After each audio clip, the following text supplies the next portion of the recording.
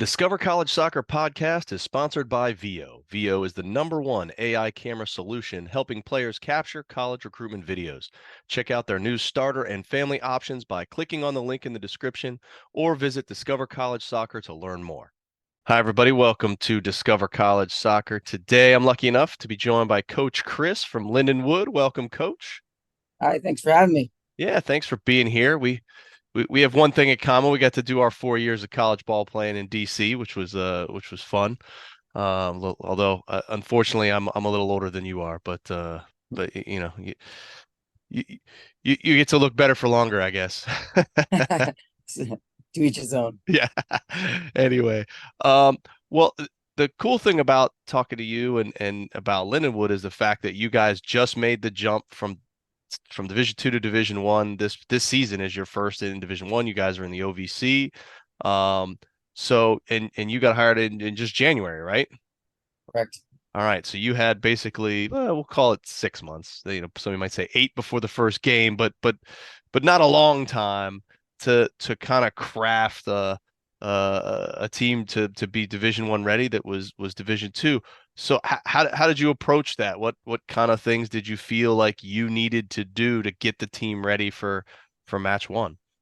Yeah, and actually to correct you, it's actually our second season in Division Oh, One. my Division sorry. One. I'm sorry. But the announcement was made just over a year ago, about a year and a half ago that it was made. So there Okay. wasn't a lot of lead up time going into the first Division One season. It's my first year with the program, but yeah, I think when I took over, the first thing I had to do is SWOT analysis where we're at, and so gave everybody a fair chance to see, hey, show me the best version of you and where are we at, and my vision and mission for the program, did it match and align that? And so yeah, there was a lot of guys that they didn't necessarily sign up for a Division One experience, which is okay, and some guys didn't want that, right? And so it's okay, but many guys gave their best versions of themselves, and whether it works out or didn't work out, there was just obviously needed more, right? And we needed to take a step up. And when you go to Division One, obviously it's a big jump, right? And so I think the mentality, the fitness, the diet, the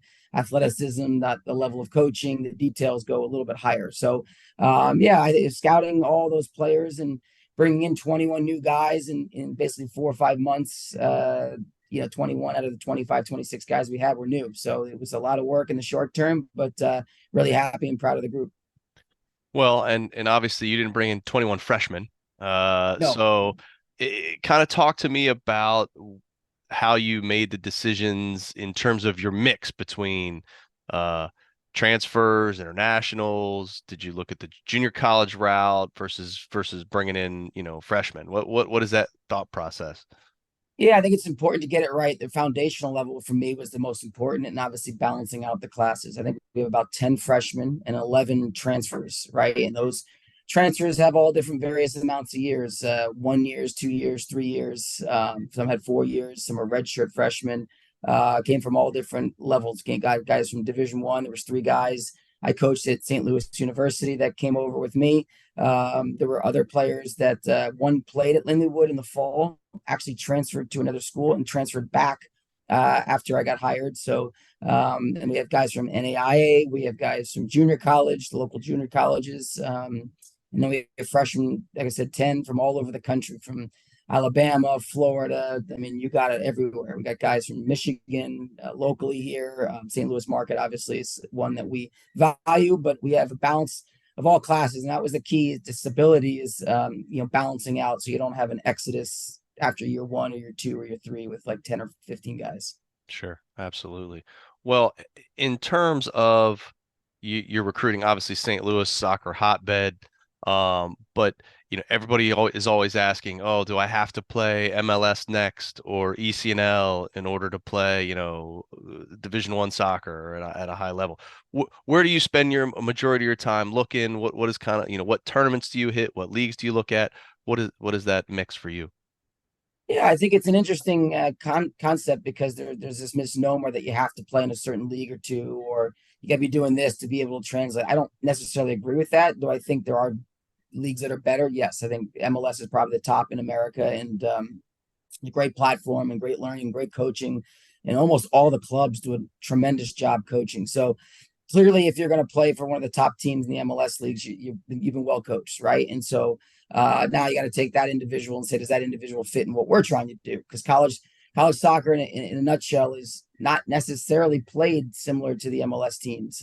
It's a little bit more gritty and a lot more substituting and a little bit more direct as college. And so, some of the other leagues may fit that. International fits that in a lot of different countries around the world. Getting guys from maybe ECNL or USYSA, where it seems a little bit more about the competition and fight and grit, that does translate, but it's also sometimes considered a lower level. But for me, if they really go down to the nitty gritty, it's all about the individual, right? And so I don't look for players to see where they're at now. I look to see where they're going to go later. I'm a big fan of coachability, and I love to coach. It's a huge passion of mine, and I love guys that are sponges and want to absorb knowledge. And so I don't really care what platform you necessarily come from. So my answer, long-winded answer, is more I kind of evaluate all platforms and just find the right players from within them. Yeah, no, fair enough. Well, in terms of the international side of things, you guys got a handful on your roster. There's a couple we'll say high ranking division ones out there that seem a lot more loaded with internationals, and there seems to be this almost a trend, especially on the guys side, a little bit still on the women's, but more on the guys, that international recruiting is getting a little more heavier. And some of the US guys are like, no, man, how do I compete? So how do you look at international recruiting? How important is it? Are you seeing a lot of these guys in person, or is it only tape, or how does that work? Yeah, it's a balance. I think certain programs have bigger affordable budgets that allow them to maybe go overseas in person more or at all, right? And so I wouldn't say we're made of money that I can just fly over to Europe or South America or wherever the players are and just go watch them all the time. So there's a lot more video heavy early. To each program's choices of internationals or Americans, that's up to them, right? I don't think there's a right way and a wrong way. No one, who am I to tell anybody else how to run their program, right? So I think it's a balance. I think if you can get an international guy, I think a lot of times you get from them is maybe a little bit older, a little bit more mature. They've grown up with the sport as a real passion. It's something that they're striving to do since the day they were born, right? And so in America, we're afforded such an amazing amount of luxuries where obviously the coaching has gotten way better since when I grew up, but it's not like if you don't make it in soccer, I'll just go to college. It's no big deal. It's a fallback, right? But overseas, a lot of places, it's not a fallback. It's all or nothing. And so there is just a different passion, right? And so, but I think it's a balance for me. I just want the best people. If they're international, great. If they're not, doesn't matter to me. It's just I think sometimes you just get a little bit older, get a little bit more seasoned, some higher level games. So it's pretty impressive to see some rosters that are mainly foreign and some that are mainly American. And when I was at St. Louis University, we were essentially almost all American. We were known for being the only program that had almost all Americans. And that DNA changes year to year based on what the needs are. Yeah, for sure. Well, you mentioned you have a roster size of 25. Is that kind of your target size, or what are you looking to do as you move forward in the program?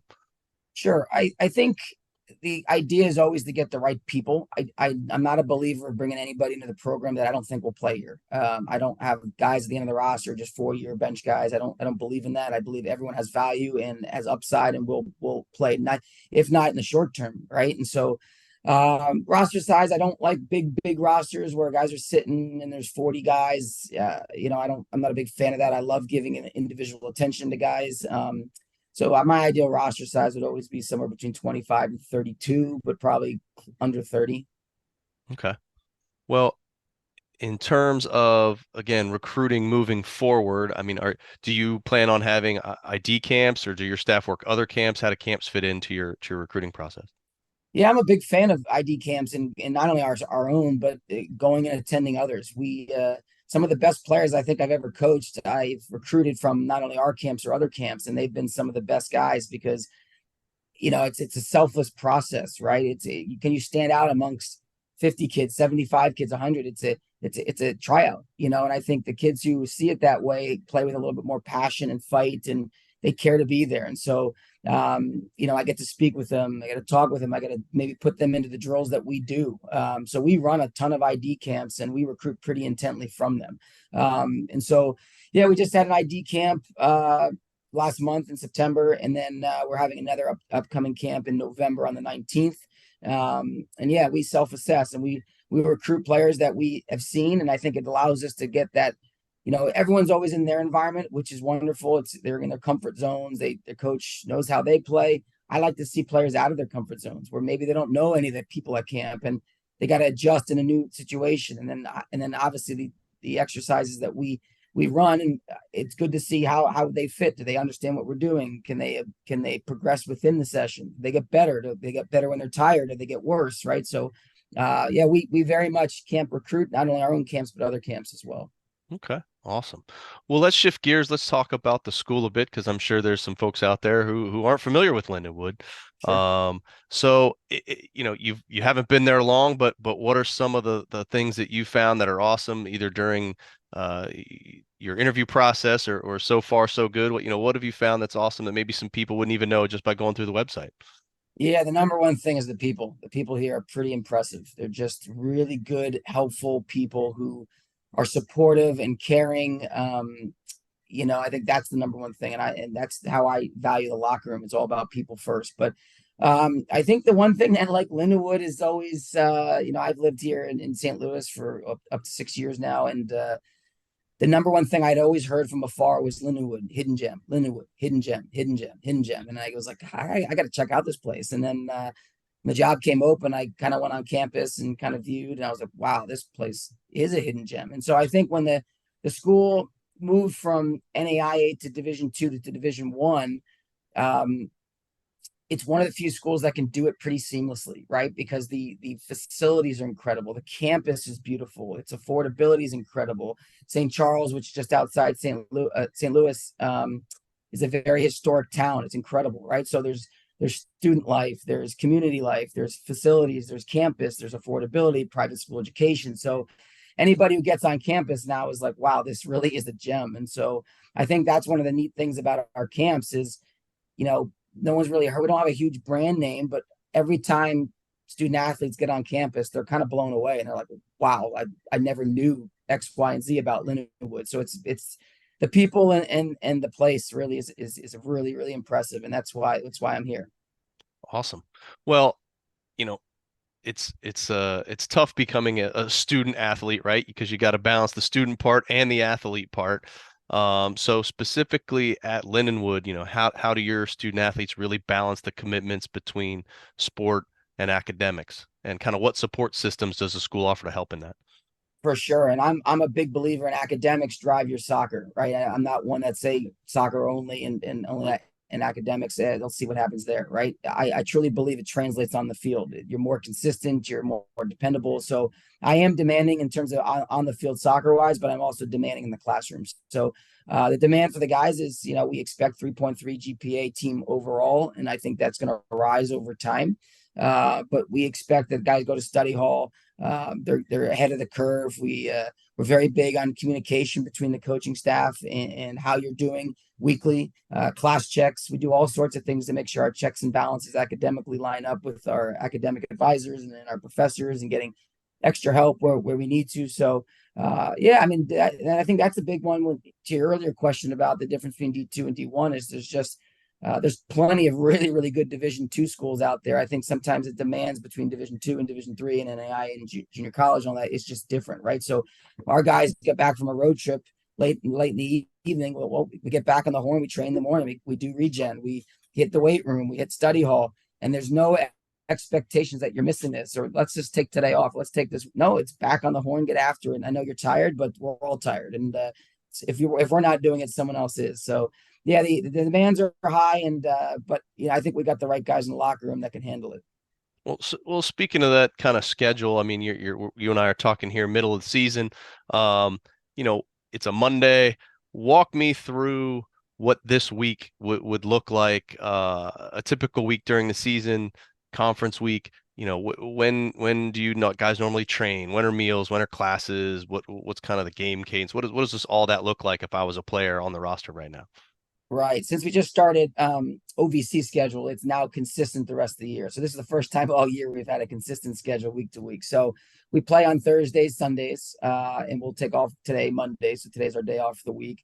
we'll train Tuesday, Wednesday, game Thursday, and then recover and also train on Friday and Saturday, and then play again on Saturday, or sorry, Sunday. And then we'll squeeze in, up to 2 times a week, either regen or team lifts. And then obviously we got to squeeze video in there and private individual meetings. I mean, it's a lot, to be fair. It's a lot in a student athlete. And sometimes as coaches, we only see it in tunnel vision of soccer, soccer, soccer. And we have to put ourselves back in those shoes that I was a Division I athlete, and I know it's demanding. And it's like, I think those who regiment their time tend to handle the demand better. And then those who don't have really good time demands tend to catch up, and it actually ends up hurting them later in the season when they're playing catch up. So we like to get ahead of the curve in everything we do. And we say going over and beyond and everything between relationships, academics, meetings, coaching, fitness, diet, go and do over and beyond. Okay. Well, let's talk a little bit more on the soccer side of things. Um, you mentioned about your roster size and what that looks like. Let's talk about your staff. What size of staff do you have? What role does everybody play? Are there other kind of support staff within the athletic department that interact with the team? What's that look like? Yeah, we have a really good staff. I mean, Ian Henry, Nick Powers, and Tyler Dahl, they're fantastic. I'm very lucky that I was able to recruit those guys to buy into the vision, the mission. All of them have a lot of Division I, Division II, and NAIA experience before in recruiting, and one was a former head coach. Another one's coached at 2 or 3 or 4 different Division I schools. And so I'm very fortunate that I don't have to reteach simple things. They kind of hit the treadmill sprint. And so that's I'm very fortunate with that. We also have a lot of resources in and around Lindenwood. We have tons of access to strength coaches, dietitians, psychologists, health and awareness. We have so many people willing to help. And I think everybody's excited because, not a lot of coaches tend to use all those resources. Our time is you get 24 hours in a day, and I can't be with a team 22 of them. That's not fair, right? But balancing out people, if you ask people to do more, they tend to want to do more. Everybody wants to be involved in success, and so we hopefully want to be a very successful program. And we have a lot of people, including a lot of managers who are on campus, who help us in a lot of different ways with social media, with training and equipment and meal orders and all kind of stuff. Okay.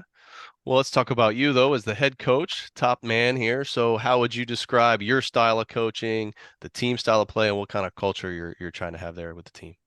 Yeah, I think like anything, you try and always base around what your team is, right? And so, eventually my voice has to decrease over a season and not increase. If it's increasing, we're not very good, or we're not going to get what I expect our goals to meet, right? And so eventually, I have to be demanding up front and relentless, to be honest, in the details. We're a very principle based program. I'm a big belief that principles drive success. Tactics change, players change, but there's habits that we need to establish. Being that we don't have a continuous group from year 2 to 3 to 4 right now, it's a little bit more from me and the staff. And so once that gets firmly established, I mean, I like I said earlier on, it's such a foundational level that we're working on. We're not trying to hit the top of the pyramid just yet, but we have to establish that. That's why I'm not a race to the finish. I didn't bring in 25 transfers to try and win in year 1. It's not my intentions. We're a work in progress. And so as a coach, I'm very demanding of details, and I want, I kind of use the phrase efforts non-negotiable, like coachability non-negotiable. Like you have to give the best version of you every single day, right? And so when you show me the bar is here, I don't want to see this. This is the bar. You set it, and if that it's that or higher every day. I know your soccer may not be there today. We're all humans. We don't, today's just not working soccer wise, but you can always have a good attitude, good team spirit. You can always be supportive. You can always work hard, all the intangibles, right? So we're very much intangible driven. In terms of soccer, yeah, I love being on the ball. I think that's an important part of the game. I think you can manipulate any game without the ball, but over time, I don't think that breeds successful, consistent results. So we want to be on the ball as much as we can and be aggressive going forward. And then defensively, when we don't have it, can we be tough to play against? Can we be organized and not give opponents a lot of good chances? And I think we reflect most of that of what I've just talked about in a short period of time. Are we there yet? No, not even close. But I'm very proud of where we are and where we've gone in such a short period of time. Yeah, for sure. I mean, you guys are looking good here so far. Early OVC action. Um, well, in terms of when the season's over, we get through Christmas and New Year's, and you're looking at the off season. What's that? What do you see that looking like for the players in terms of what they're going to do in the non-traditional season, shall we say? Sure. I think it always starts with self-reflection. So we're big on reflecting individually and collectively. I think if you the hard part about college soccer is it's pretty relentless. It's like you play a game the next day, you're already preparing for the next one and the next one and the next one. It's like on a sprint. The weeks that you actually get a full week to prepare, you can reflect better as a team. But again, we can't make excuses. The schedule is what the schedule is. But when the season's over, it's a lot more reflection: where we are, where we want to go. Did we reach our goals? If we didn't, why didn't we?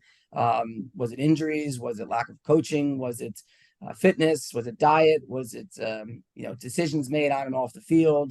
How are we doing in the classroom? Because I will not tolerate guys in our program not getting good grades, thinking that soccer alone is going to solve the issue. No, I'm here to develop men who are successful in and out of the classroom and in life. And so we got to make sure that those guys are academically sound so they can get a good degree and be successful later on. So a lot of reflection, work on self-analysis between what worked, what didn't work, what are our deficiencies, where do we solve those problems. Obviously there'll be seniors who will eventually move on from the program. We got to fill those shoes, and and then we got to assess the needs for the recruiting. All right. Well, I appreciate all the time. I like to end these all with the same question, and that's if you had, one piece of advice, one nugget that you want to make sure that every parent, player, family, anybody going through the college soccer recruiting process should know, what would that be? Oh, so you got $1 million question here. I just believe in anything in life, do it with passion and to the best of your ability, right? And so I kind of have this quote by Prefontaine, the famous runner, but like to give it anything less than your best is to sacrifice the gift. We all have different gifts in life, and they come in all shapes and sizes. But if you can't give the best version of you, you're going to be disappointed that as you get older, you kind of funnel your life into like smaller and smaller buckets, and you hopefully can give more in those buckets. And so I just think play with passion, live your life with passion, form great relationships, and like I said in the beginning, it's all about people and treating people right. And so I think just fulfilling yourself by giving those gifts is kind of what I would say. Love it. Well, Coach, wish you the best of luck the rest of the season. Hopefully, you can maybe run the table on your OVC foes here and keep that program moving in the right direction. And if you ever get down to Bradenton for any of the tournaments we host down here at IMG or anywhere else, give me a shout and we'll get together. All right. Well, my parents live in Sarasota, so let's Ah, make that happen. yeah, seriously. Anytime you're in, and I'll get you taking a look at some of our club's boys. So Excellent. Love it. awesome. Take care, Thanks, Coach. Matt. Thanks for having me. Take care. Thank you. Bye. Hi, everybody. It's Matt from Discover College Soccer. I hope you're enjoying the podcast, whether that's on YouTube or your favorite podcast platform. Don't forget to hit the subscribe button. I also wanted to let you know about the Discover College Soccer Study Table. This is our brand new online portal that is complete with a 14-part online course giving you all of the ins and outs of the college soccer recruiting process. There's also a wealth of resources such as checklists, templates. There's the spreadsheets that have every soccer program in the country along with their coaches, their contact information, their social media information, some basic stats about the school, and more. Plus, there's an online community where you can ask your questions, share your wins, your losses, any questions that you may have around the college soccer recruiting process. It's all there at the Discover College Soccer study table that you can find at discovercollegesoccer.com/study table, and hopefully we will see you there.